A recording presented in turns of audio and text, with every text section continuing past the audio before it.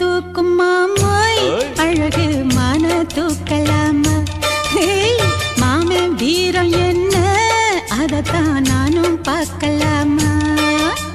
சங்கதி எல்லாம் தெரிஞ்சும் ஏயா சொதப்புற இப்படி சங்கதி எல்லாம் தெரிஞ்சும் ஏயா சொதப்புற இப்படி சொர்க்க வாசல் கதவு உனக்கு கிட்டத்தானே இருக்கு உள்ள வந்து பாரு